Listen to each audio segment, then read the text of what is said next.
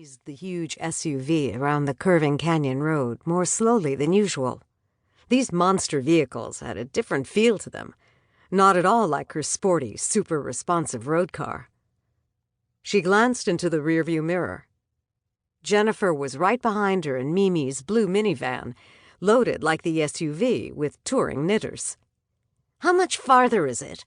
I thought you said it was just up the road," the knitter in the front seat asked for the third time in 20 minutes.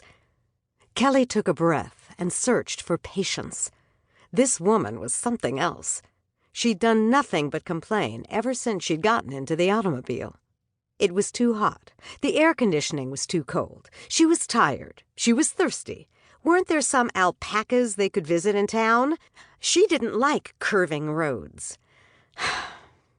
Noticing the other women's rapt attention to the beautiful scenery outside the windows, Kelly tried to distract the woman, or at least her impatience.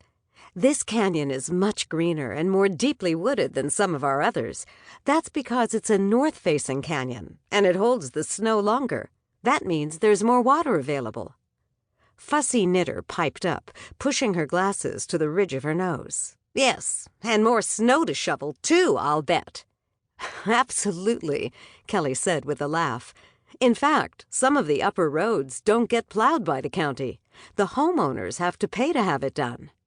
"Now, I wouldn't like that at all," Fussy declared, setting her mouth. Kelly noticed hard lines already etched in her face.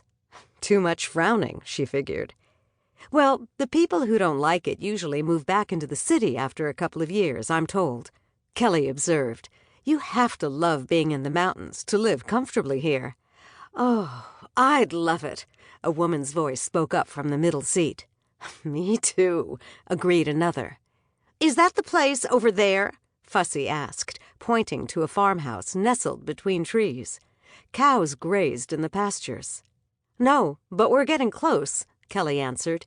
"Just around this curve."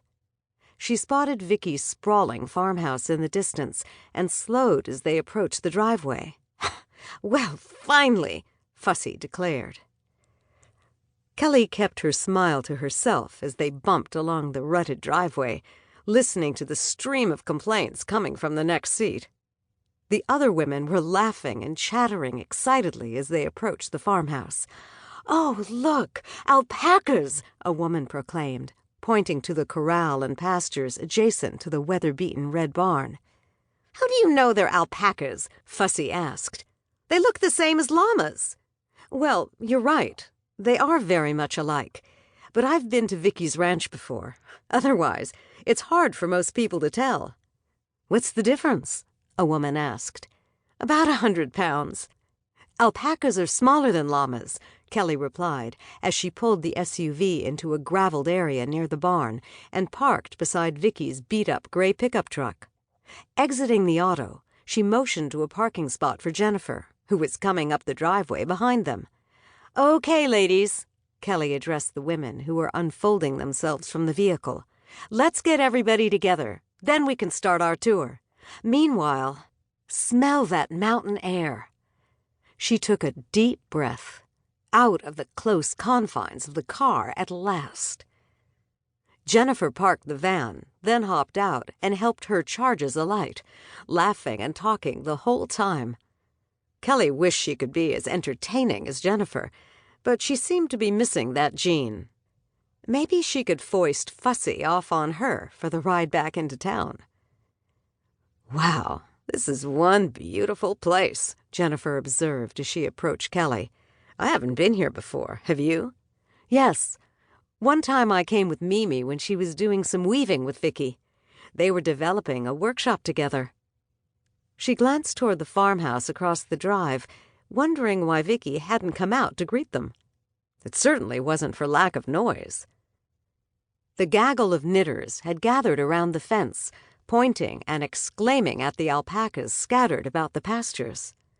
For their part, the alpacas simply gazed back with huge brown eyes and continued to graze peacefully. Kelly noticed one or two headed toward the fence, clearly as curious about the visitors as the visitors were about them.